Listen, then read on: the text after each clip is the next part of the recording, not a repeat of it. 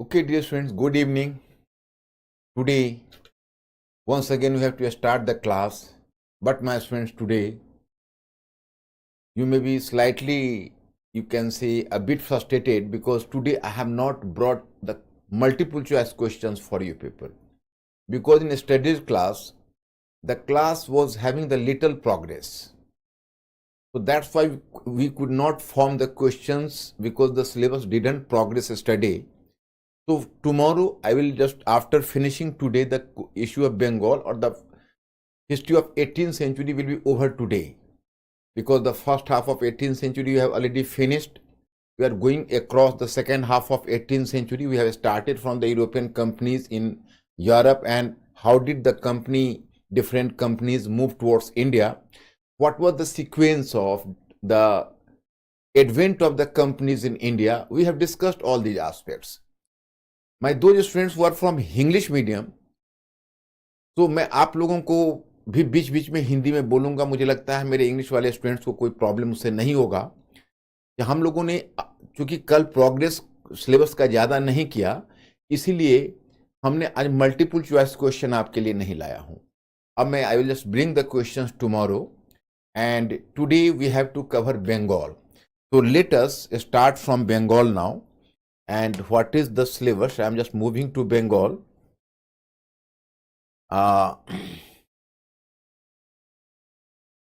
So we are just moving to Bengal, and this is the issue of Bengal, So my friends,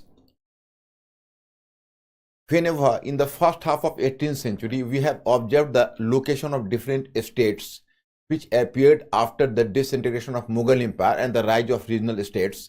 So earlier we have talked about Murshid Quli Khan, who was the founder of independent state of Bengal. Then his successor was Sujauddin, and successor of Sujauddin was Sarfaraz Khan, who was deposed by his own military commander Alivardi Khan, who ruled for a long time between 1740 to 56. 1740 to 56, he ruled as a Nawab of Bengal. And it was he who forsook the relationship with the Mughal Empire, because it was Alivardi Khan who stopped the payment of revenue which had been being paid regularly by all the Nawabs till Sarfaraz Khan to the Mughal Emperor. So it was Alivardi Khan who stopped the payment of revenue to the Mughal Empire. मैंने आपको बताया था कि Mughal empire को सबसे पहले जो राजस्व जो रेवेन्यू है वो पे करना बंद किया, वो नवाब था Alivardi Khan. Sometime you may find this question in prelims, so you people have to be prepared for that. Who was the Nawab of Bengal that stopped the payment of the revenue to the Mughal Emperor? Then you will select Alivardi Khan. Now, my students, now we have to observe the issue of Bengal, what happened between the British and the Nawab of Bengal. So let me formulate a diagram first that will give you a clear-cut picture. Then I will one by one I will discuss all the aspects and which will be crystal clear for you people.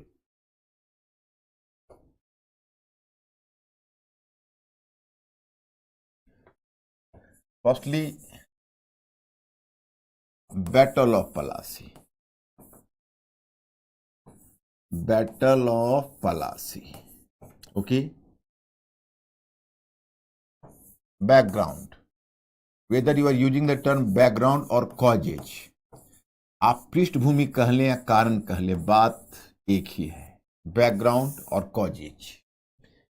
अब now firstly we are taking the issue of misuse of Dastak. Misuse of Dastak. What is Dastak? I am making clear. What is Dastak? Dastak was a permit.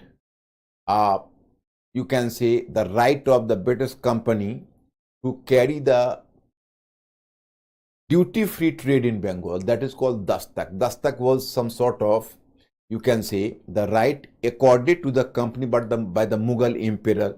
And who was the Mughal Emperor? Farooq Siyar. I will discuss with you. Then you can see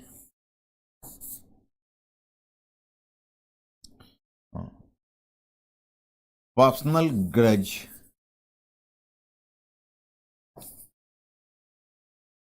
Personal grudge of Nawab Personal grudge of Nawab Sirajuddaulah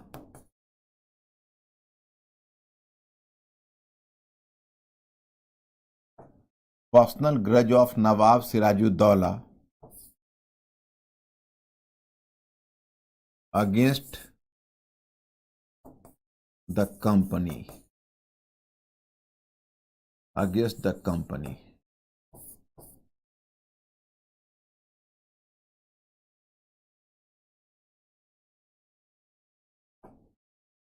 Then fortification of Fort William. Fort William means the earlier form of Calcutta. This is the third one issue.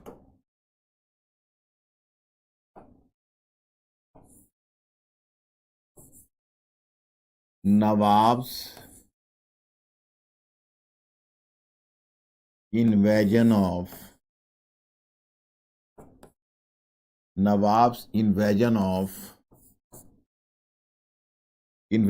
Fort William.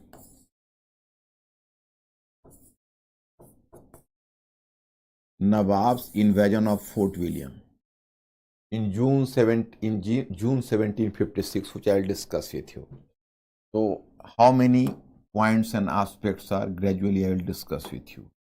1, 2, 3, 4,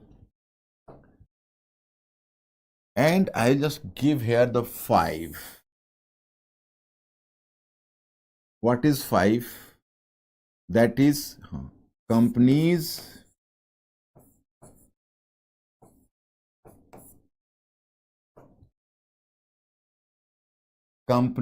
initiative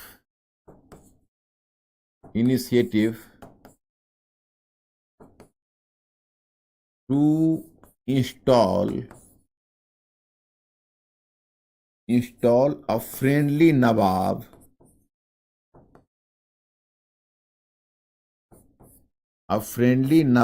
in Bengal.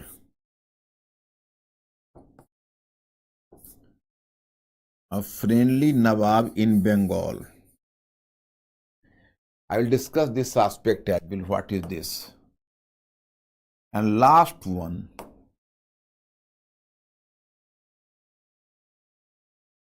British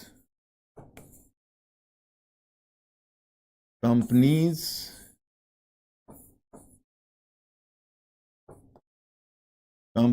invasion on Chandranagar.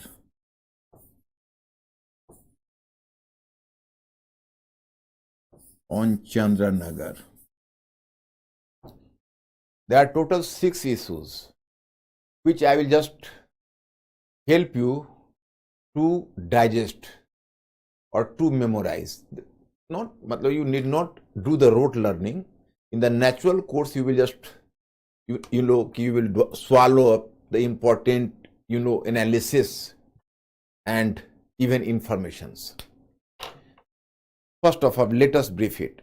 Bengal was the most prosperous state in India. When Murshid Quli Khan was the Nawab of Bengal, this revenue from Bengal was so precious for Mughal Emperor Aurangzeb. Aurangzeb was badly involved in Deccani imbroglio, but even at that time, Aurangzeb was waiting for the waiting for the revenue coming from Bengal, or the revenue which was being sent by Murshid Quli Khan to Aurangzeb, because it was a very handsome amount. मतलब बंगाल का revenue कितना important था औरंगजेब के लिए कि डेक्कन में जब वो फंसा हुआ था तो बंगाल के रेवेन्यू का इंतजार करता था, वेट करता था. So was actually at that time Bengal was the most prosperous state, and 40% of importable items to Europe or elsewhere were being procured from Bengal itself. 40% जो importable exportable, not importable, mistakenly I have used that term importable. 40% exportable items from India to elsewhere were being procured from Bengal by different companies. So Bengal was the most prosperous state at that time. My friends, what happened? It happened that there was Mughal Emperor Farrukh Siyar and John Surman. John Surman was at that time a British officer. So he went to the court of Farrukh Siyar and requested Farrukh Siyar to give the right of duty-free trade in Bengal in return of a lump sum amount of 3,000 rupees. मतलब कि British company मात्र Mughal impair को 3,000 per annum एक lump sum amount देती and Mughal impair ने बदले में duty free चुंगी मुक्त व्यापार करने का राइट ब्रिटिश कंपनी को दे दिया. अब you can ask me a question and this question will persist in your mind.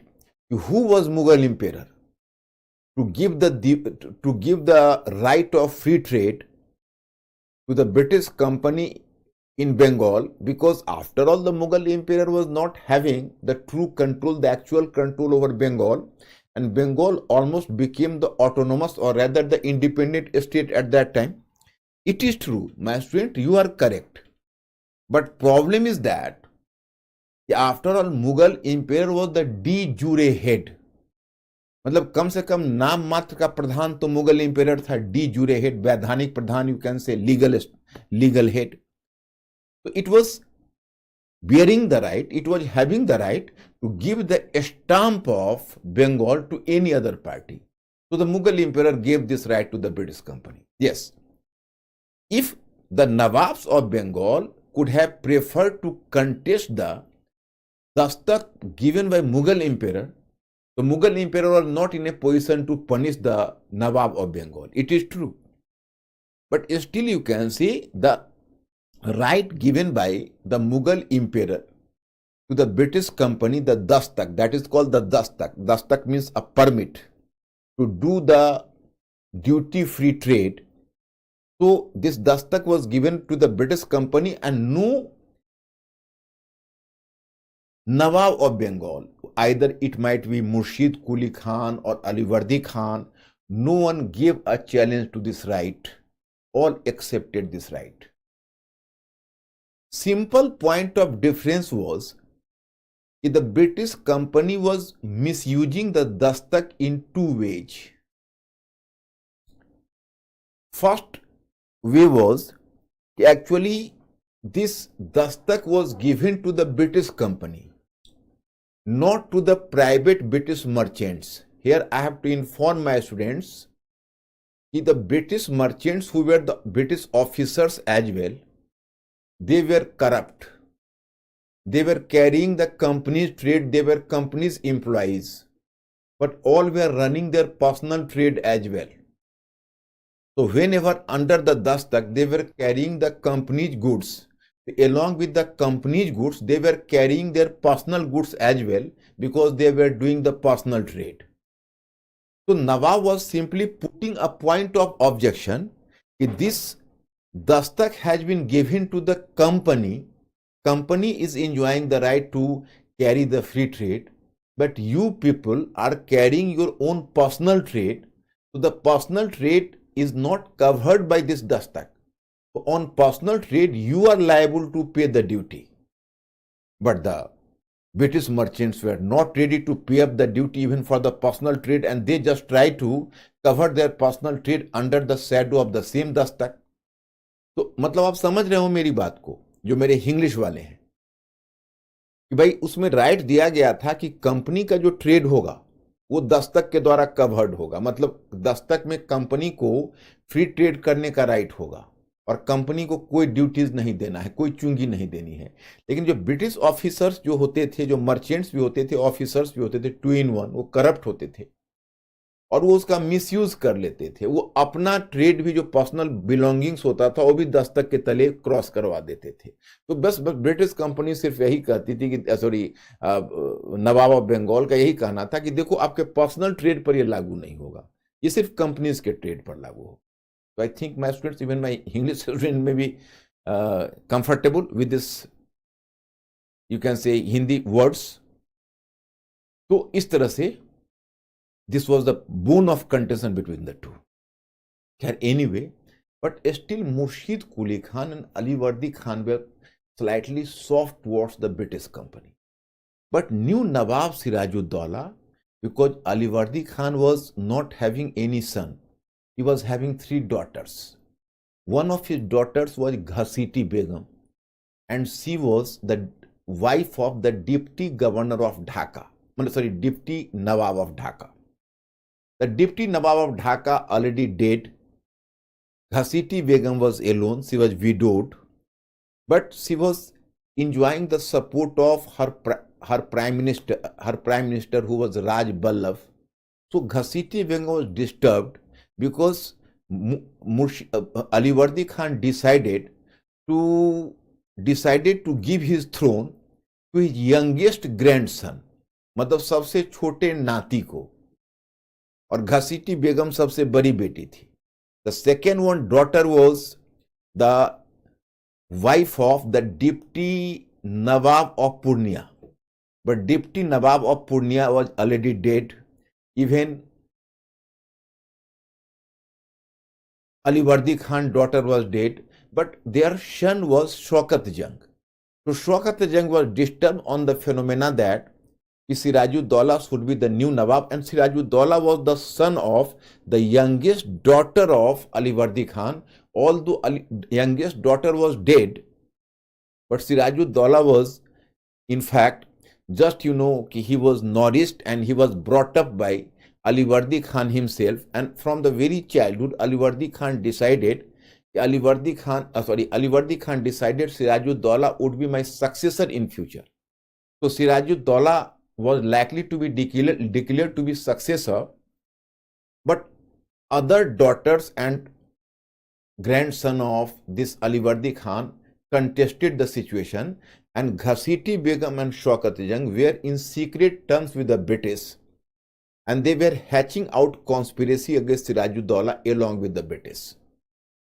So right from the very beginning, Sirajuddaulah was prejudiced against the British because Sirajuddaulah came to realize that Britishers are giving support to his rival force.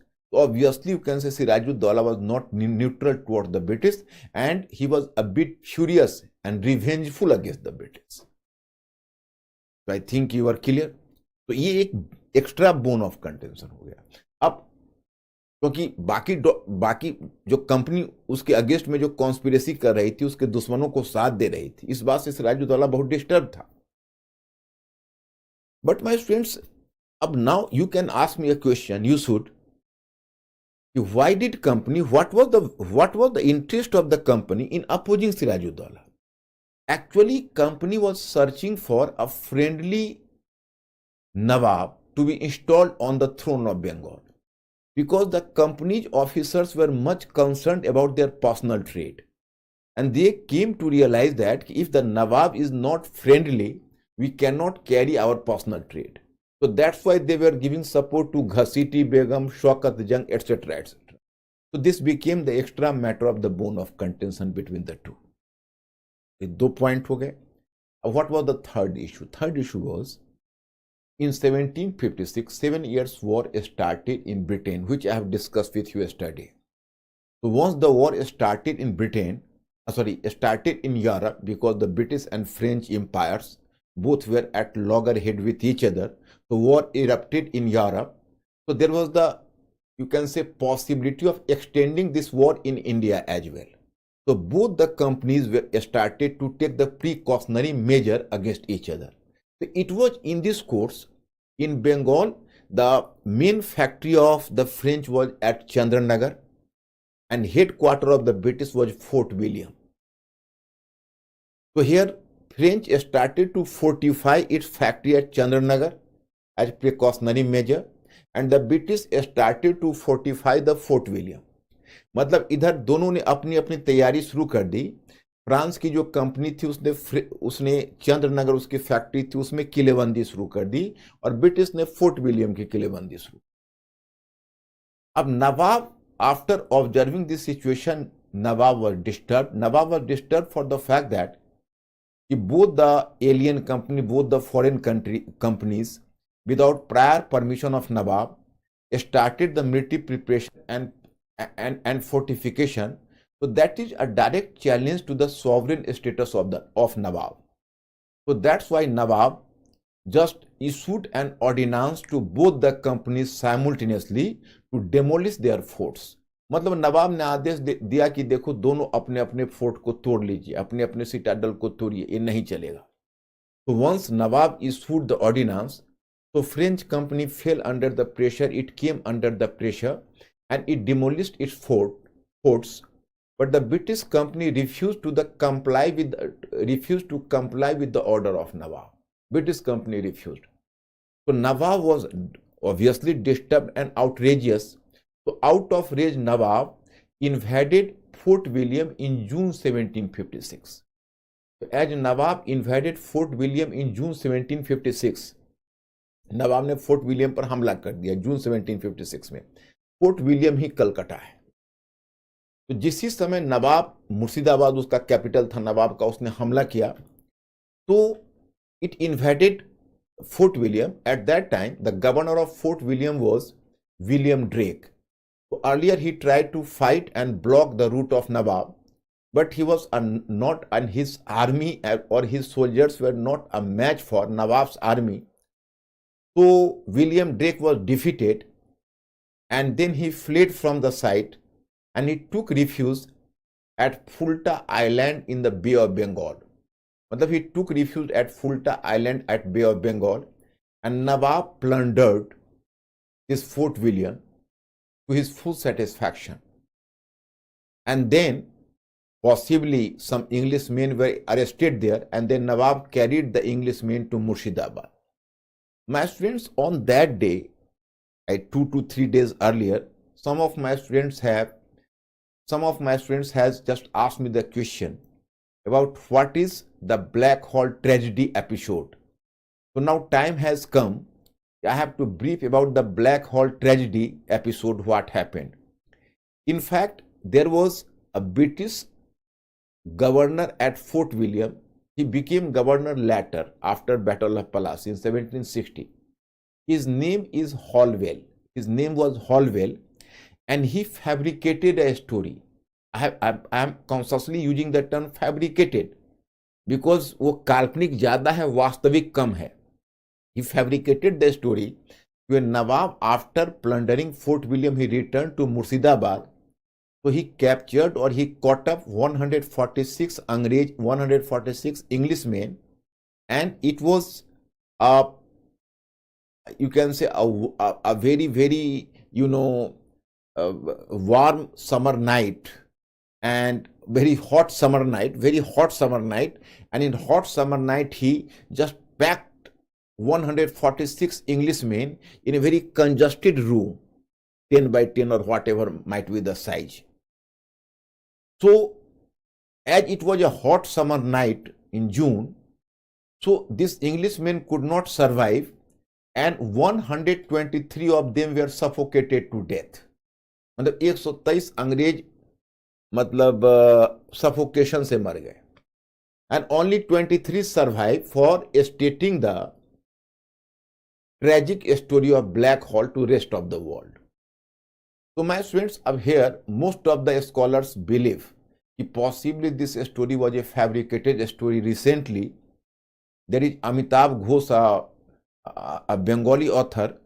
He has highlighted this point that British developed a habit of fabricating such a story in order to legitimize their position in Bengal, because not simply Bengal was conquered by the British company which came to India for doing the trade, and this company, while moving from the trade, just moved for political ambition, and not simply that, it conquered Bengal and killed Nawab.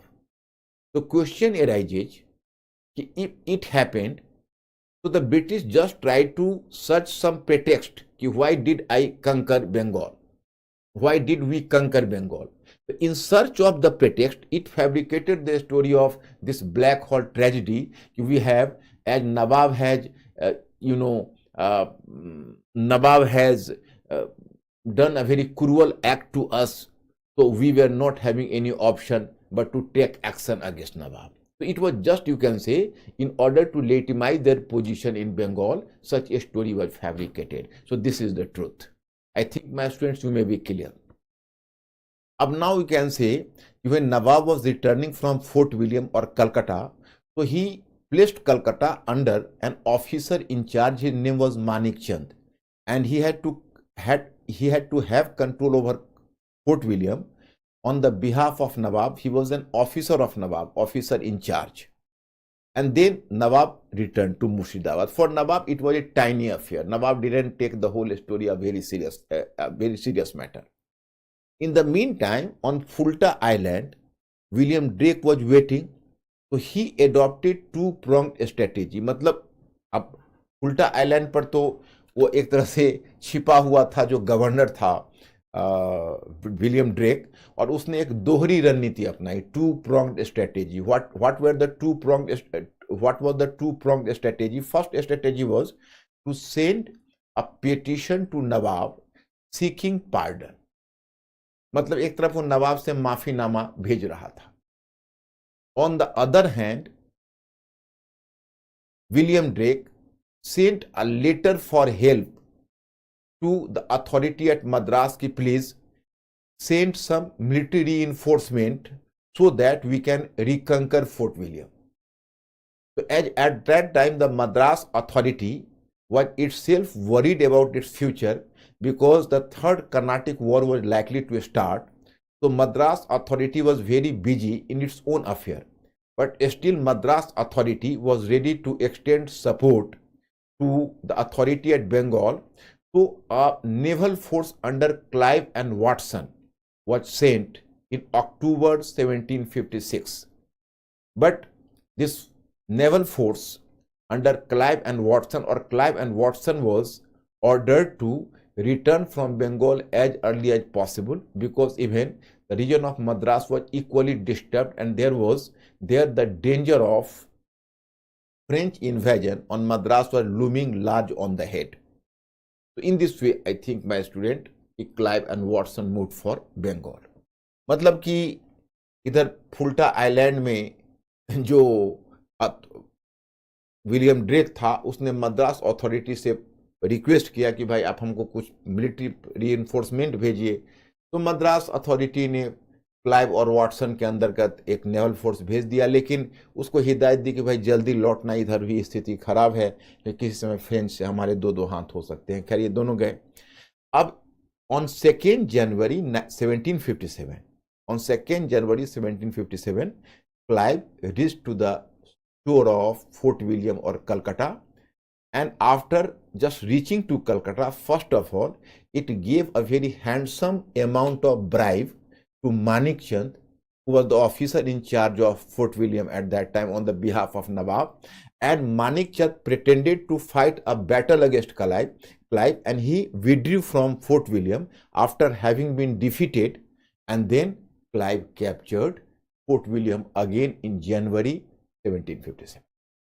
मतलब आप तो समझ ही गए होंगे कि Clive ने एक रिश्वत दे डाली मानिक चंद को, और मानिक चंद ने झूठा जंग लड़ने का बहाना करके हार के हट गया, और क्लाइव ने फिर फोर्ट विलियम पर कब्जा कर लिया. So my English student, even you people may be familiar with this incident.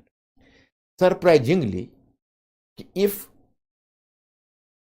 the British company could have done such a mischievous act, it was a direct challenge to the authority of Nawab, and it was same Nawab who could not tolerate the denial of the order of demolishing of fort by the British company at that time, and he could have invaded so mercilessly on Fort William. The same Nawab, when the British took such a, you can say, did some indisciplined act, and the British could have taken such a drastic measure as to reconquer Calcutta or Fort William, but still Nawab was ready to sign a treaty with the British, and on 9 February 1757, the Treaty of Ali Nagar was signed between Nawab and the British company.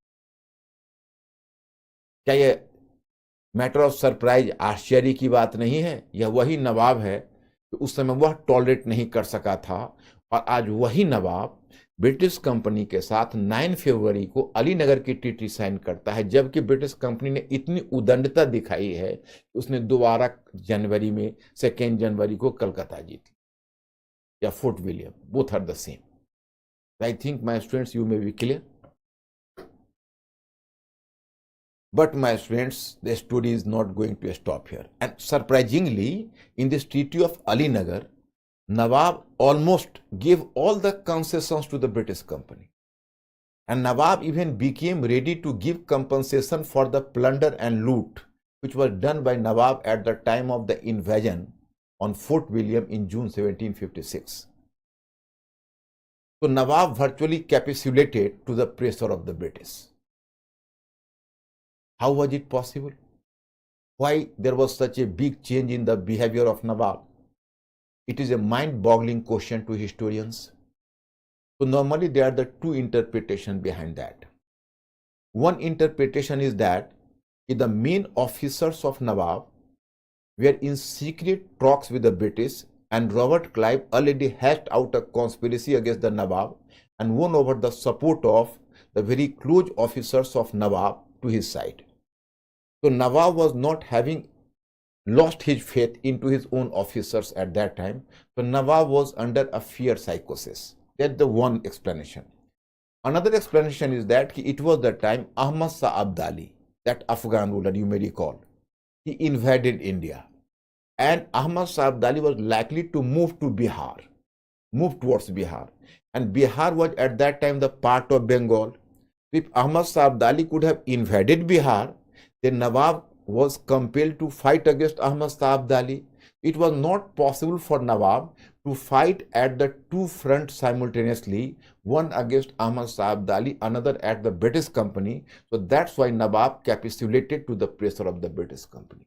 So this could have been the question. Anyway, but it was not the end of the problem. In spite of the concessions given by Nawab in Ali Nagar, Treaty of Ali Nagar to the British company, and in spite of the good conduct and behavior shown by Nawab towards the British company was not going to stop, and it was due to the fact that it was not an emotional matter. It was a very hard fact for the British company. British company came to realize that if the private trade of the British officers had to survive, here I have to inform you, the British officers were the merchants themselves. They were doing private trade along with the company's trade, and they were just doing the private trade as the matter of their right. Here I have to inform you that they came from Britain and they were from humble origin. They were not from the richer families, from the humble origin. And normally you can say the rich Englishmen didn't prefer to work in India because the climate and condition of India were not suited to them, and they had to leave their family at London. So they had to lead the life alone in India. So it was a bigger question for them. The British officers who were ready to work in India, they were coming from humble origin, from the poor family. And they used to come to India in the hope that you will acquire too much wealth from India and then return to Britain, and rest of the life you will just lead a life of luxury in Britain. So in this hope they are coming to India. So corruption was their right. And even court of directors, the court of directors which was running the company, even court of directors was aware about the fact that the company's officers or merchants are doing private trade in India, and even court of directors were blind to the situation, because at that time company was giving the very meager salary to them. So they were carrying their personal trade and company almost allowed them to do the personal trade. मतलब आप लोग समझ गए होंगे, माने उन लोगों को कोई सैलरी ज्यादा नहीं मिलती थी ऑफिसर्स को। वो सब लंदन से इसी उम्मीद से आए थे कि इंडिया से मैं बहुत पैसे अर्न करके जाऊंगा।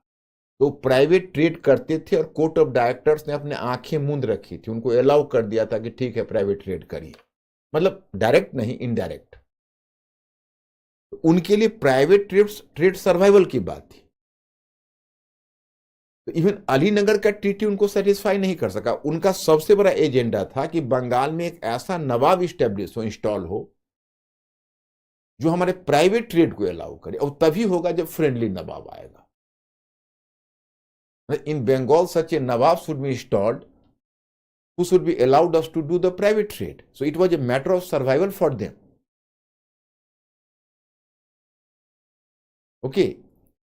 So that's why we can say that Robert Clive hatched out a conspiracy. Robert Clive started to talk to Nawab's officers secretly. The chief commander of Nawab Sirajuddaulah was Mir Jafar. So Mir Jafar was won over to the side of the British company, and British company just gave him a mouth-watering proposal: you will be the next Nawab. So Mir Jafar defected to the side of the company. Another military officer, Rai Durlab, he also defected to the side of the British company. Next, one of the biggest merchants of Bengal was Umi Chand. So Umi Chand joined the company's group. And likewise, Fateh Chand. Fateh Chand was given the title of Jagat Seth. Jagat Seth was the largest banker of Bengal, and he was the financer of the whole secret project. You may be a bit surprised that why the merchants and bankers were supporting the British company, because they were just looking into British company, their capitalist future. They believed that a British company was representing the progressive economic forces. So even the future of Bengal merchants and the bankers would be safer into the hand of the British company. But possibly they committed a major mistake in calculation, and later they had to pay a lot for that. And this is another matter. Now we can say, after hatching out the conspiracy, and then the British company has done the last ditch effort, what I have just told you. You may recall that Chandranagar was the French region, and you may also recall the fact that when the French people started to fortify their factory in order as a precautionary measure, it was the Nawab's ordinance on whose basis he demolished his factory, demolished their fort.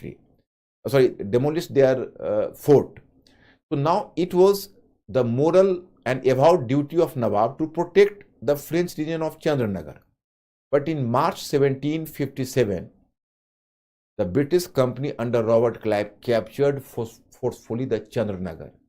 That was a French region, and Nawab could not give safety to Chandranagar. It was a direct challenge to the sovereignty and status of Nawab. So now, a war between the British company and Nawab was inevitable. Thus occurred the Battle of Plassey in June 17, you can say on 23rd June 1757. It was hardly a battle. It was a great treachery for the fact that the main army of Nawab, actually this war was fought by the side of the river Bhagirathi. River Bhagirathi was a tributary to the river Ganges, and this war occurred in a mango orchard. But hardly was it a war. It was a great treachery, because the main army of Nawab was just, you can say, standing still without fighting against the British company under the command of Mir Bakshi Mir Jafar and another military officer, Rai Durlab, and a smaller contingent and a smaller military contingent under Mohan Singh and Mir Madan. So they were readily fighting this war, and very enthusiastically they are moving. But unfortunately, it was during this critical juncture Mir Bakshi Mir Jafar gave a very wrong military advice to Nawab, and due to this advice, the whole defense structure of Nawab just crumbled, and Nawab lost the battle. When Nawab was on the point of losing the battle, then Mir Jafar suggested him that better you should move to Murshidabad along with 500 horsemen, and here we are going to take care of the war in this battlefield. And when Nawab just moved out from the battlefield, in the meantime, by chance, Mir Madan, who was fighting bravely against the British, so he was shot in the head. So he was killed on the spot, and after his death, whatever at least you can say the drama of the war was going on, so this drama ended, and Mir Jafar and Robert Clive all started to greet each other because the war almost ended and in favor of the British. So my students, in this way, without fighting, Nawab lost this Battle of Plassey, and this Battle of Plassey is the black episode in the history of India. My students, here in this way, and when Nawab just went to Murshidabad, in the meantime, the son of Mir Jafar, Miran, just assassinated him, killed him, and Mir Jafar became the next Nawab. So thus ended unceremoniously इस famous battle of Palasi. मतलब मैंने अब तक आपको बताया कि battle field तो ये बैटल तो था नहीं, ये तो बहुत बड़ा विश्वासघात था, ट्रीचरी थी, क्योंकि नवाब की जो मेन आर्मी थी वह वो मीर जाफर जो उसका मीर बख्शी था और एक दूसरा मिलिट्री ऑफिसर था राय दुर्लभ, उसके अंतर्गत हाथ बांधे खड़ी थी, तो फाइट कर ही नहीं रही थी। एक छोटी सी आर्मी मीर मदन और मोहन सिंह के अधीन फाइट कर रही थी। उसमें भी मीर जाफर ने नवाब को एक गलत मिलिट्री एडवाइस दे दिया और उसके मानने के कारण पूरा इसका डिफेंस स्ट्रक्चर ही कोलैप्स कर गया। और जब ये वॉर लूज करने लगा तो ऊपर से मीर जाफर ने उसको कहा कि आप मुर्शिदाबाद निकल जाइए, हम देख लेते हैं। और जिस समय नवाब निकला, जो भी इस वॉर का नाटक था फिनिश हो गया और वॉर एंड हो गया। तो here I have to give you the information. So my students, you may be comfortable, and thus ended the first battle of Plassey. And now we have to observe the consequence of the battle of Plassey, what happened after the battle of Plassey. Mr. Ankur, all are well? Any question from the side of my students? Why was Harsh, are you not present in the were you not present in the class of yesterday? Yesterday I have answered this question while dictating the answer on the board. I have already dictated this answer. Harsh, are you not regular in the class, or have you started from today? What is the actual situation? Please share your idea with me. I have told you, in fact, whenever the security of defense system of Northwest just crumbled, so then the invading army, while crossing Punjab, it could have find the open area of Haryana. In Haryana, you can say there was no blockade, and the foreign invading army could reach near Delhi very quickly. But just before Delhi, a choke point was Panipat. Any Delhi-based power used to make the last-ditch effort to fight in Panipat alone. Yesterday, I have answered this question, rather dictated the question on the board. So please, Harsh, you are requested to be present on my side and to attend the class very seriously, because I am very serious about your preparation. Even you have to be serious about your preparation.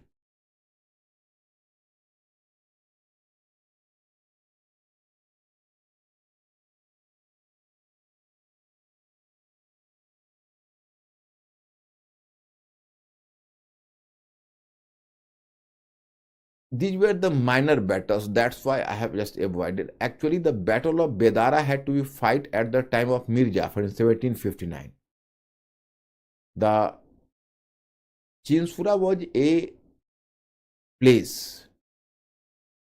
Chinsura, for example, Fort William in Bengal, Fort William was the center for the British, and Chandranagar was the center for the French, and Chinsura was the, you can say in Bengal, Chinsura was the headquarters of Dutch.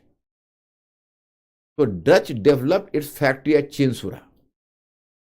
And what you know as the Battle of Bedara, it has to take place in 1759. Because the British documents were going to prove that the latter Mir Jafar were in secret connivance with the Dutch of Chinsura, and with the support of Dutch of Chinsura, the Mir Jafar tried to eliminate British from Bengal. So that's why the British dethroned Mir Jafar. So this is the all episode about Chinsura or the Battle of Bedara. And in 1759, the British fought the Battle of Bedara, defeated Dutch and expelled Dutch from Bengal. And what you know as the Mercantile Revolution, what was going from in 17th century, when the British and Dutch company came to India, and they carried a lot of goods. They exported a large number of goods from, you can say, from India, like cotton goods, like spices, like silk products, opium, saltpeter, etc. So a large number of tradable goods were being exported from India by British and the Dutch. So that is known as the Mercantile Revolution. So this is known as the Mercantile Revolution, and all the three are the three different things. So this is the Mercantile Revolution, guys.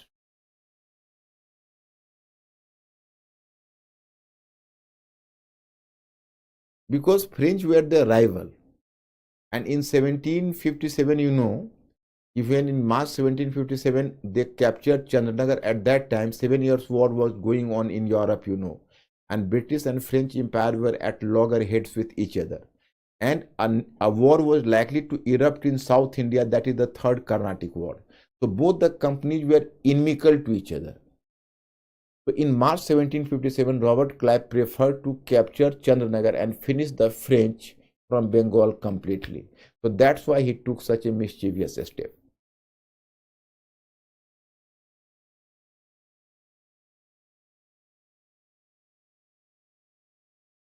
All okay? Mr. Ankur, you are taking too much time. Please inform me.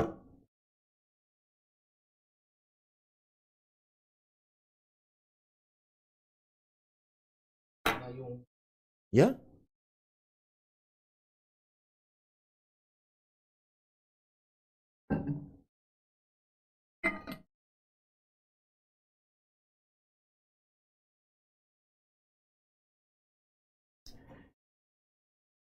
Karim, I have told you about Dastak. This Dastak was issued by Mughal Emperor, the Mughal Emperor Farooq Siyar. Farooq Siyar was the successor of Jahandar Shah, or Jahandar Shah was successor of Bahadur Shah the First, and Bahadur Shah the First was the successor of Aurangzeb. If you are willing to know about Mughal Emperor, so Bahadur Shah first was the successor of Aurangzeb, who ruled between 1707 to 1712. Then in 1712, his successor was Jahandar Shah, who ruled for 1 year only. Then he was dethroned and killed. So his successor was Farooq Siyar. So Farooq Siyar ruled between 1713 to 1719. So it was at the time of Farooq Siyar, there was a British doctor, his name was John Surman, who went to Mughal court and pleaded for a dastak, means ki permit, for duty-free trade in Bengal. So in 1717, he got the dastak from Mughal Emperor Farooq Siyar. This fact I have mentioned you earlier.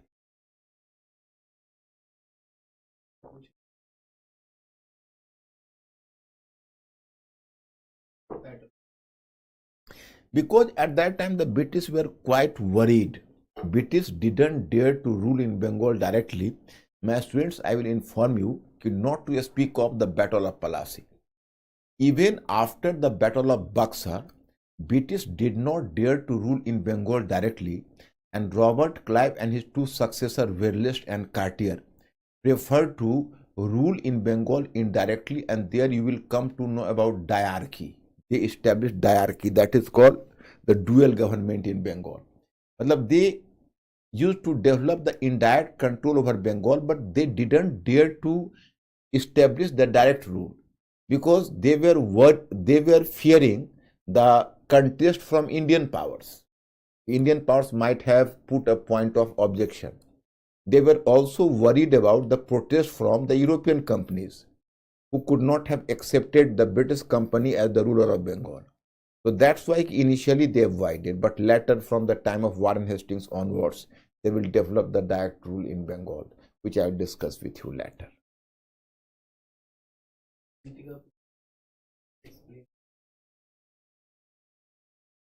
De jure and de facto, these are the two names. De jure means titular. Titular means कि legal.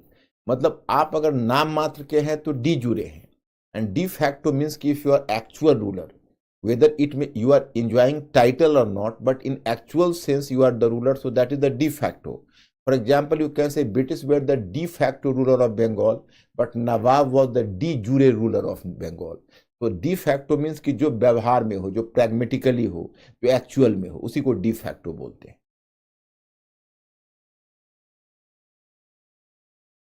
Okay.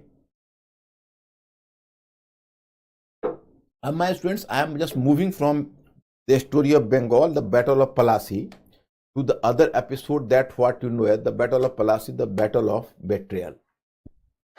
My students, what British gained after the Battle of Palasi? So, British gained after the Battle of Palasi, you can say, this one, a Battle of Betrayal, and impact of the Battle of Palasi, you are informed that the company established its supremacy over the Nawab of Bengal. That is very obvious. The company was able to get easy access to vast resources of Bengal to finance its trade. Now you will find that just immediately after the Battle of Palasi, the British company got 1 crore 77 lakhs rupees.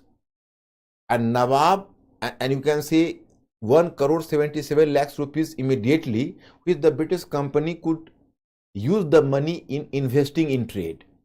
And you know, Robert Clive, Robert Clive at that time, so Robert Clive in personal status, he got 20 lakhs rupees. Apart from that, he got the Jagir of 24 Pargana. Jagir means land, and here you can say 24 Pargana is not 24, the number. 24 Pargana is the name of a Pargana. It is a proper name. So 24 Pargana Jagir he got in personal status, you can say. So that is called the, Clive's Jagir. So in this way. And when British company just won the Battle of Palasi, it could have benefited from the situation, because now the British company became the de facto ruler, because the British company was enjoying the power in Bengal. The British company used to put the control over the artisans of Bengal and procure the products at, you can say, relatively cheaper cost. The company's officers moved to the countryside and they were just virtually plundering the region and taking the tradable goods at, you can say, throwaway price, means ki very cheaper price. So it was beneficial for the British company. And not simply that, making benefit from the situation, they could have eliminated their other European rivals from Bengal gradually after this Battle of Palasi. It was beneficial for the British company. Although it was not a battle at all, it was a great story of a betrayal. But still the British company benefited a lot from the Battle of Palasi. Now the story unfolded further because Mir Jafar became a new Nawab. Here I have to inform you that the British company was expecting a lot from Mir Jafar. Mir Jafar will provide a handsome amount of money to the British company from time to time. But Mir Jafar was quite unable to fulfill the desire of the British company, and because its treasury was already exhausted, it was not even collecting the sufficient amount of tax due to the corrupt behavior of company's officers. So the Mir Jafar's treasury was almost, exhausted. But still the British company was expecting from Mir Jafar कि Mir Jafar has to pay up a larger amount of money. मतलब मैं ये बताना चाहता कि मीर जाफर नवाब तो बन चुका है और उससे कंपनी को बहुत उम्मीद है कि बहुत ज़्यादा मनी हमें देगा, हमें टाइम टू टाइम फाइनेंशियल मतलब सपोर्ट मीर जाफर से मिलेगा. लेकिन मीर जाफर तो खुद ही लंगर के लाइन में खड़ा है, उसका तो खुद ही अपनी ट्रेजरी एग्जॉस्ट किया हुआ है. तो कंपनी को जो अमाउंट उसको देना है उसमें बड़ा एरियर्स का अमाउंट अटका पड़ा है, because Mir Jafar was quite unable to pay amount to the British company. So it was a difficult situation for Mir Jafar. So the period of honeymoon between the two is over now and differences started. Very soon differences started. उसी में मैं एक कहानी आपको छोटी सी बताना चाहता. Just move to Delhi and recall Mughal emperor. So I have mentioned about the Mughal emperor Aurangzeb. You know Aurangzeb, after Aurangzeb Bahadur Shah the first. After Bahadur Shah the first, Jahandar Shah. After Jahandar Shah, Farooq Siyar. Farooq Siyar was replaced by Roshan Akhtar, that was Muhammad Shah Rangila, who ruled up to 17. Muhammad Shah Rangila ruled up to 1748. And then successor of Muhammad Shah Rangila was his son Ahmad Shah. He ruled up to 1754. So successor of Ahmad Shah was Alamgir II. So up to the period of Alamgir II, it was Imadul Mulk Javita Khan who was the Wazir or Prime Minister. So he usurped all the powers into his hand. मतलब क्या हुआ कि जब Alamgir second का era आया, उसका prime minister था, उसका नाम था इमादुल मुल्क जबिता खान, मतलब इमादुल मुल्क भी आप नाम याद रखोगे तो चलेगा। उसने सारे पावर अपने पास कंसंट्रेट कर लिए और तब उसने मराठों के साथ मिलकर आलमगीर द्वितीय सेकेंड को एसेसिनेट कर दिया, हत्या कर दी 1759 में। मतलब Alamgir the second was assassinated by Imadul मुल्क Zabita Khan along with Marathas. So his son and successor was Shah Alam II. So Shah Alam II became too much conscious and too much scared about his future safety in Delhi.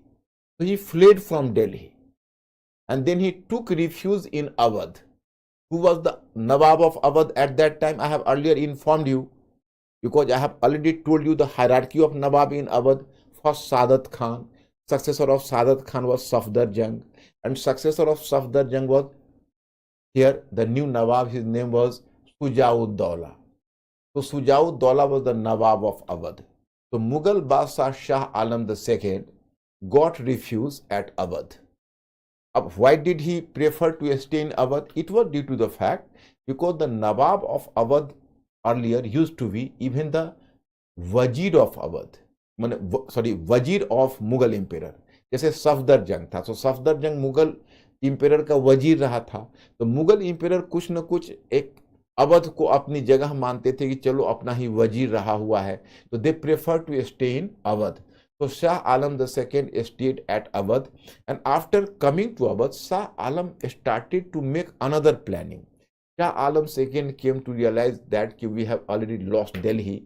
It is very difficult for us to regain Delhi again. So better we have to conquer Bengal and we have to establish a rule in Bengal, as Bengal was the most prosperous province. So control over Bengal will compensate our, to certain extent, control over Bengal would compensate our loss at Delhi. So that's why Shah Alam II sought the help from the Nawab of Awadh Sujaud Dawla, and earlier I have already informed you. In fact, Bengal was the neighboring region. Bengal was already, you can say, the neighboring region. It was the neighboring region of Awadh. Bengal was the neighboring. You are observing here the Bengal. So this is Bengal and this is Awadh. So it was the neighboring region of Awadh, and here the Sujaud Dawla was ruling, and Shah Alam II was staying, and he was planning to invade Bengal or conquer Bengal. So Shah Alam II was making the invasion on Bengal time and again. So it became a major point of safety for Nawab of Bengal, Mir Jafar, and Mir Jafar was quite unable to stand at his own. So Mir Jafar was just searching the support from the British company. The British company used to give military support to Mir Jafar. So British company had to spend too much money on the safety of Mir Jafar, and Mir Jafar was unable to pay up the money to the British company. It became a major point of difference between the two. Rather, later British company started to realize that Mir Jafar became more a liability than an asset for them. So then the British company at that time in 1760, there was advent of a new governor of British company, and this new governor who took the charge of the company was Vansittart in 1760. So Vansittart decided to take leave of Mir Jafar or to dispose of Mir Jafar from Murshidabad. So he started secret talks with the son-in-law of Mir Jafar, that was Mir Qasim. You might have heard the name Mir Qasim. So in 1760, he struck a secret treaty and struck a secret accord with Mir Qasim. According to the secret accord, here I am in your study material, you might have found there. according to the secret accord, you will just come to realize. Just 1 minute. Just 1 minute.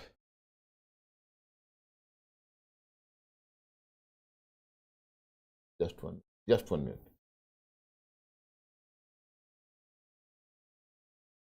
According to this secret accord, and what is this accord? So I will just make you clear. Just 1 minute. Just 1 minute.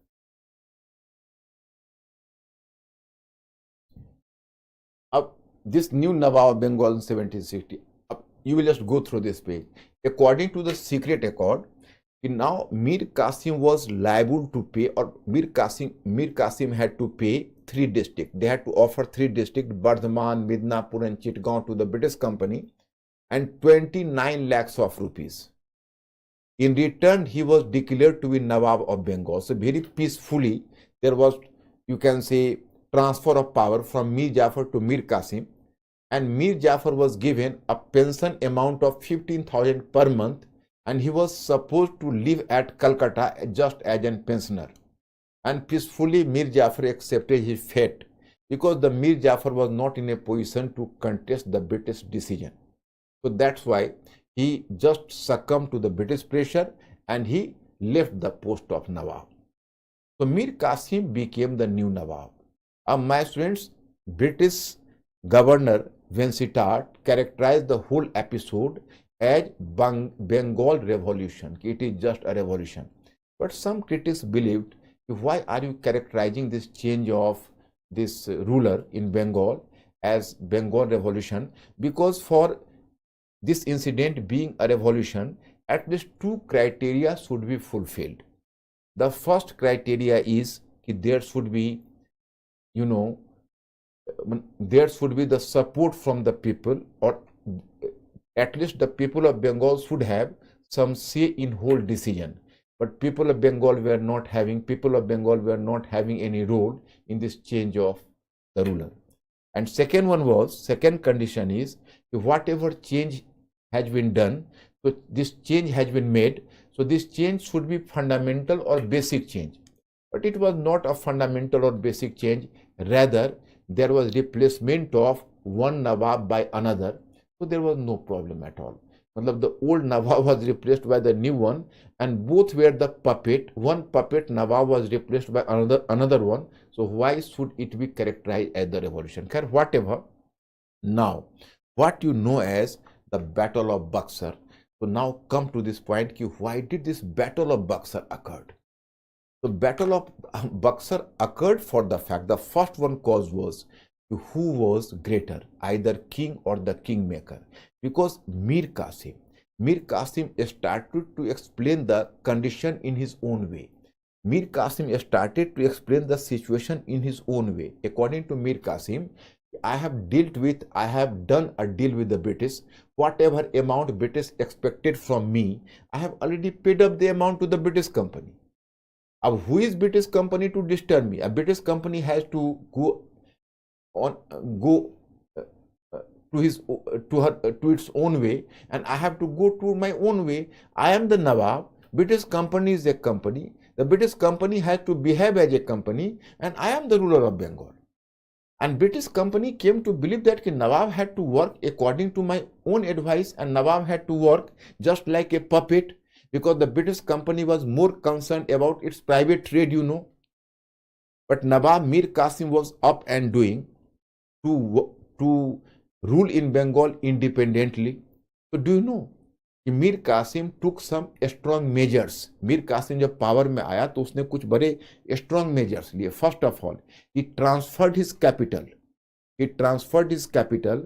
From Murshidabad to Munger in Bihar. उसने पहले अपने capital को मुर्शिदाबाद से Munger transfer कर दिया. And then in Munger, he laid the foundation of a gun factory. He reorganized his army. He trained his army. And then Mir Qasim gave a challenge to the British company.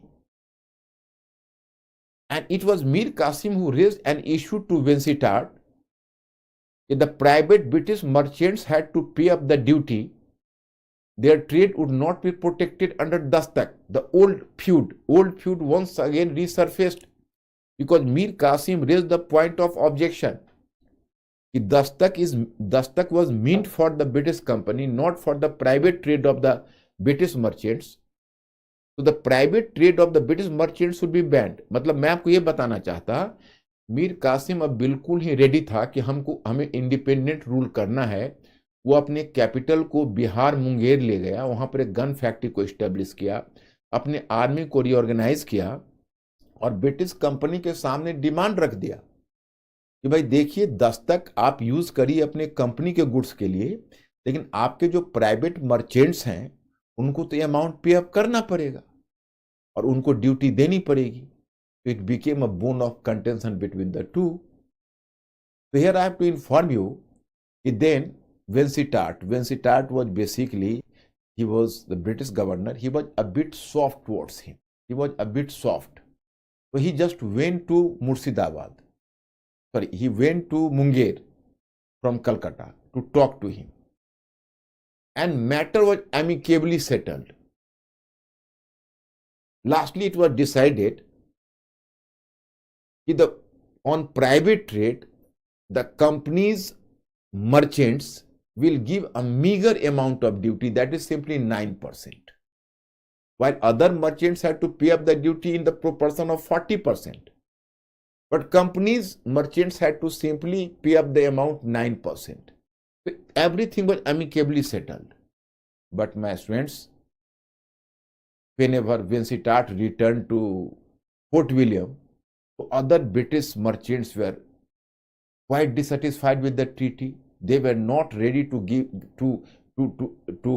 give even a single penny in the form of a duty. It was a matter of principle for them. So they opposed the decision by Vansittart. So treaty just broke down. And once the treaty broke down, so then Mir Qasim just decided to give punishment to the British. So for time being, Mir Qasim waived off all the duties from all the merchants of Bengal. अब it was disturbing to the British. मतलब यहाँ पर हम आपको inform कर रहे हैं कि इतना अच्छा डील हुआ था दोनों में, सब कुछ ठीक जा रहा था, और उसके बाद भी ब्रिटिश वहाँ फोर्ट विलियम में ऑफिसर्स ने नहीं माना, रिजेक्ट कर दिया इस ट्रीटी को, जबकि 9% उनको ड्यूटी देना था। तो मीर कासिम ने गुस्सा खाकर पूरे ड्यूटीज को ही उठा लिया, अब किसी मर्चेंट्स को ड्यूटी नहीं देनी है। उसे कंपनी को बहुत घाटा हो रहा था, क्योंकि कंपनी पहले ड्यूटी फ्री ट्रेड करती थी और बाकी मर्चेंट्स को ड्यूटी देना पड़ता था, तो कंपनी का प्रोडक्ट सस्ता हो जाता था और कंपनी का सक्सेस का ये कारण था। अब तो वो बेनिफिट कंपनी को जा रहा था, इसी पर कंपनी आग बबूला हो गई और वहीं से वॉर स्टार्ट हो गया दोनों की। Here I have to inform you, when the Nawab waived off the whole duties and even the Indian merchants were put on par with the British merchants because they were now exempted from duties. So company lost its specialty. Earlier the company used to gain the profit due to the duty-free trade, but now even other merchants were enjoying the same status. The British had to compete with the other merchants very vigorously now. The British company was disturbed and it became the immediate cause behind the eruption of war between the Nawab Mir Qasim and the British company. So Mir Qasim fought against the British company, but he was defeated by the British company. So he fled from Munger, and after having been defeated by the British company, Mir Qasim just moved towards Awadh, because Awadh was the last refuge, and that was, in neighborhood of Bengal. So he appeared in Awadh court, and Awadh court, already Sujauddaulah was there, Mughal Badshah Shah Alam II was there, and Mughal Badshah Shah Alam II came to realize that now opportunity is waiting for us, and now the time has come that we have to capture Bengal. So all were having their own axe to grind. मतलब तीनों के अपने अलग अलग objective थे। इधर मीर कासिम सोच रहा था कि मैं अवध के सपोर्ट से बंगाल पालूंगा, उधर मुगल बादशाह शाह आलम द सेकेंड सोच रहा था कि मैं मीर कासिम के नाम पर जाकर बंगाल पर कब्जा करूंगा और खुद वहां का रूलर बन जाऊंगा। और अवध का नवाब शुजाउद्दौला सोच रहा था कि मुगल बादशाह शाह आलम द सेकेंड को सहायता करने के बहाने हम बंगाल को अपना अधीन राज्य बना लेंगे। तो सबके अपने अपने स्वार्थ थे। So here I have to inform you, all were having their own axe to grind. In fact, Mir Qasim was thinking on the option with the support of Awadh we have to regain Bengal. The Shah Alam II, Mughal emperor,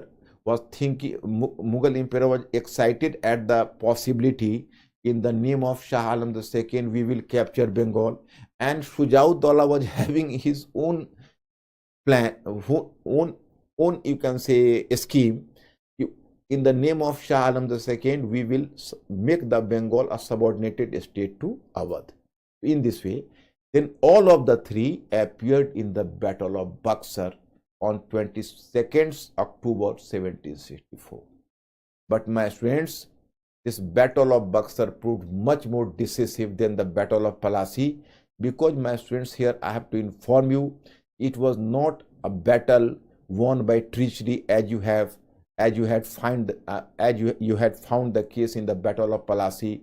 It was a duly and openly military contested battle, and in this battle the British shown their military prowess, because the British could very well reflect their military tactics and military supremacy, because Nawab Shujauddaulah, he was owning possibly 1 lakh soldiers, although number might be a bit exaggerated, but possibly 1 lakh soldiers, but actual number of contingents might be lower, possibly 60,000.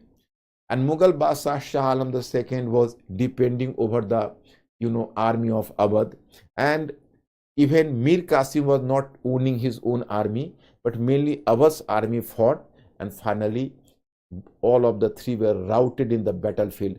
After losing the battle, Mir Qasim once again fled from the battlefield. Then his name was not heard. No one heard his name, what happened to him. And lastly, in very pathetic condition, his dead body was found in 1777 on the stair of Jama Masjid in Delhi, and he was just in the guise of a fugitive, or fugitive एक refugee की तरह आप कह सकते हो कि उस stair पर उसका डेड बॉडी मिला. So he was finished in 1777, and here then Awadh was defeated. Mughal Badshah Shah Alam II was defeated. So now it was a very losing business for Awadh. Awadh was planning to gain Bengal, but it lost even Awadh. So Nawab Shujauddaulah was under tremendous pressure, and as the British got a big opportunity to deal with Awadh and even Mughal Badshah Shah Alam II. So once again Robert Clive, after winning the Battle of Plassey, stayed in India for 2 years. Between 1757 to 1759, he remained to be the governor of Fort William. But in 1759, he returned to London. But once again, he was recalled from London in 1765, exclusively to deal with Awadh and Mughal Badshah Shah Alam II, because, my friends, he was after all an expert of Indian matters. So once again, he was recalled to India. And it was in 1765, it was he. Later you will just come to know about the Treaty of Allahabad, conflict between Mir Qasim and company and the Battle of Buxar. And then you come to the Treaty of Allahabad. You are just here informed about the provisions of the Treaty of Allahabad. You have to go through it. Robert Clive signed 2 separate treaties with the Nawab of Awadh and the Mughal Emperor. You have to go through it, because line by line I have to read it. It is slightly boring for me, and you people will very well go through it. So provisions are here clear. Here I have to inform you that in fact Awadh had to sign a treaty with the British company, and according to the treaty, the Awadh had to give 50 lakhs rupees as war compensation to the British company. Then Awadh had to submit 2 important regions to the British company, the region of Kara and Allahabad. So this treaty was signed with Awadh.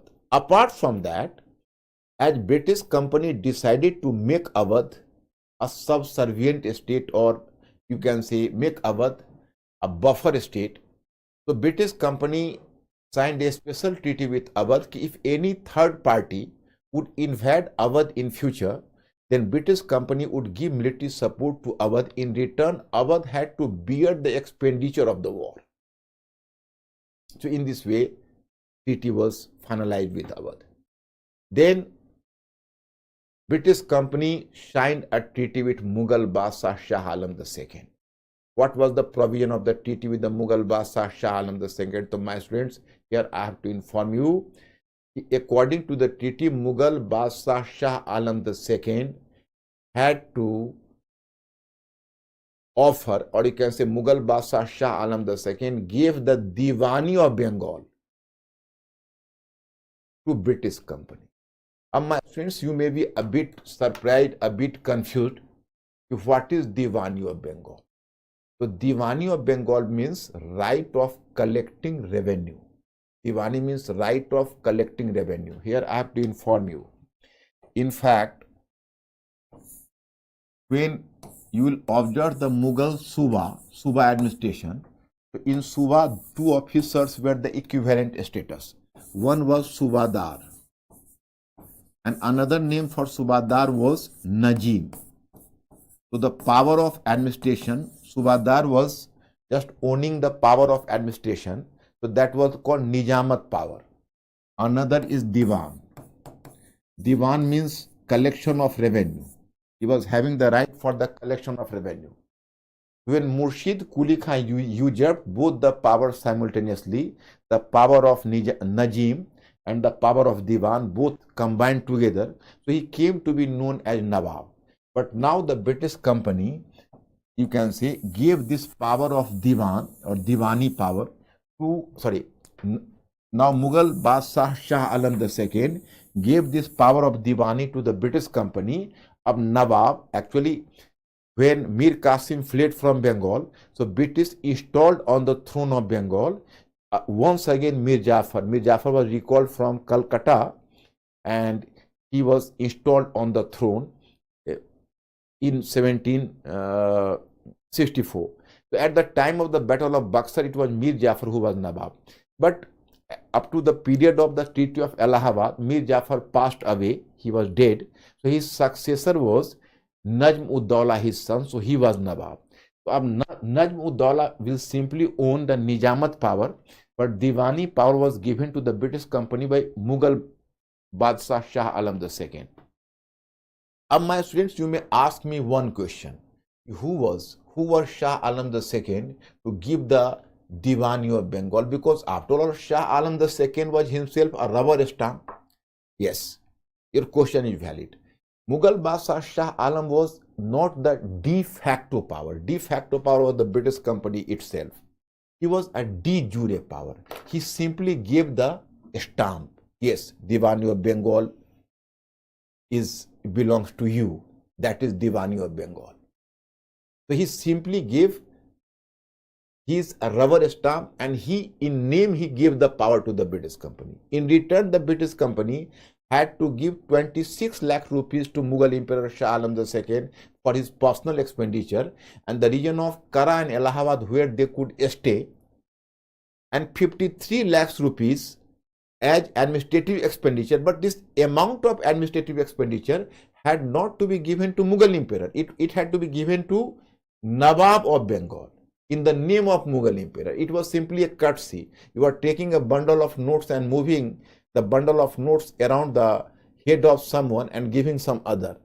So this bundle of notes are simply moving around the head of Mughal Emperor, but given to Nawab of Bengal for administrative expenditure, and 26 lakhs rupees he will enjoy as the personal expenditure. But in practice, the Mughal Emperor was simply, you can say, the pension holder. They had to stay at Kara under the British patronage, and the British gained a lot.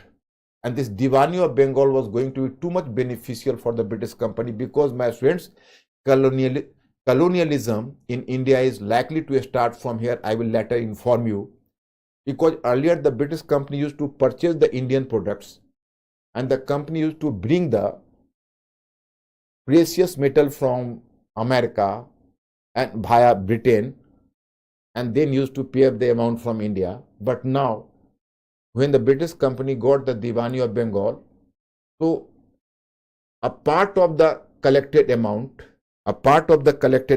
my friends, so it was from through the Diwani of Bengal, the British company used to collect a large number of amount, and part of the amount was invested in trade. Now the British company has started to purchase Indian products with Indian money. So it stopped the import of precious metal, gold and silver from Britain. So the phenomena of drain of wealth will start from here. I will discuss with you later. In this way, this Battle of Buxar was much beneficial for the British company. And it is here the colonialism has to start in India.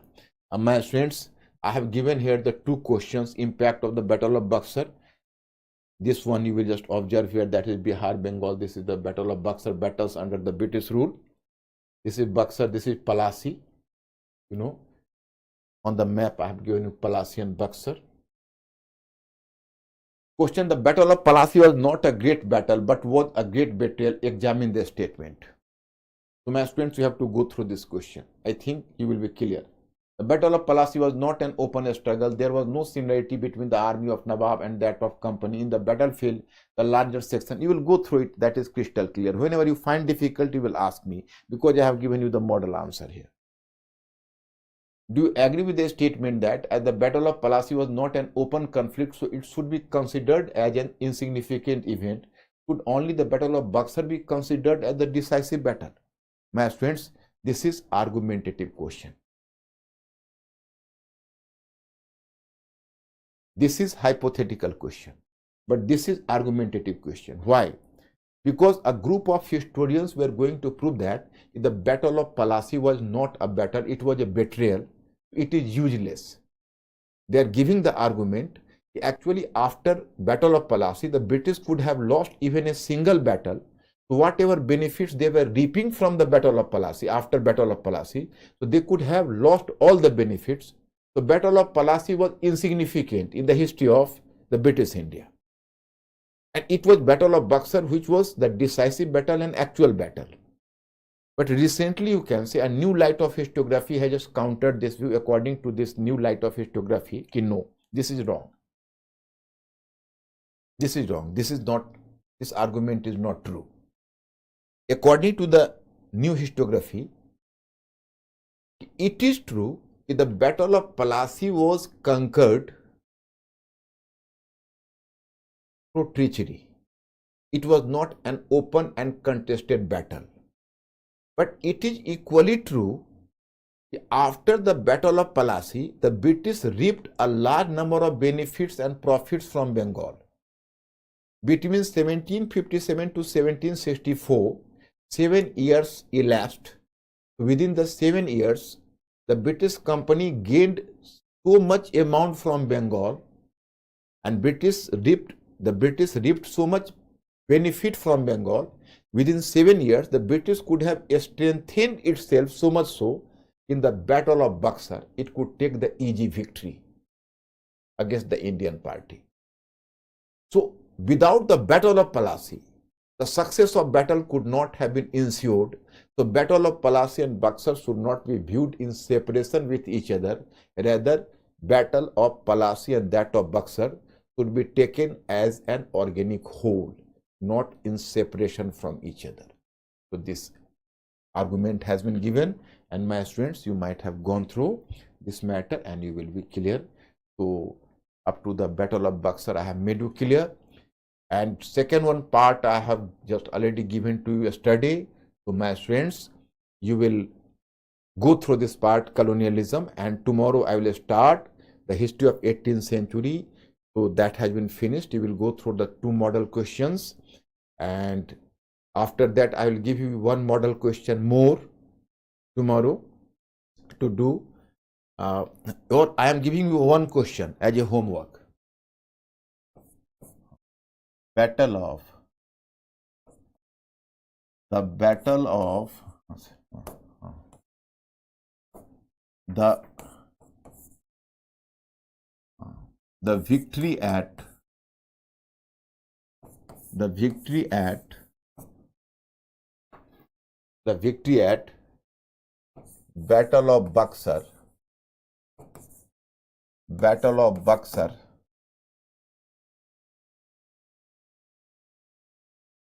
Buxar approved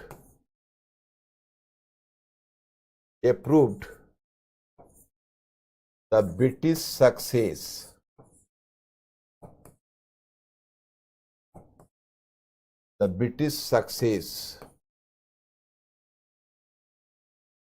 at the Battle of Plassey. The British success at the Battle of Plassey. Comment. I am reading the question. Although I have not taken the phrase page, I have written over that. You may, once again I am dictating, you may find it out. The victory at the Battle of Buxar approved the British success at the Battle of Plassey. Comment. The victory at the Battle of Buxar approved the British success at the Battle of Plassey. Comment. My friends, will you answer this question tomorrow? Can I hope? Tomorrow I'll bring the 5 questions for prelims as well. What is your situation? Please be fast and inform me. Will you try this question tomorrow? Then I will discuss this question with you tomorrow.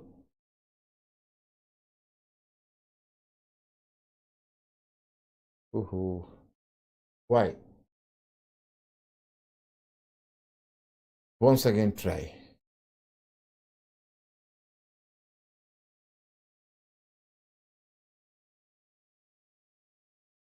Should I stop here? Oh my friends, I could not see your comment, but can I hope that tomorrow you will try this question? I am stopping here today. I will start from second part, colonialism. And thank you very much. Any problem you will find, you will ask me the question tomorrow. I will reply your question. Thank you very much.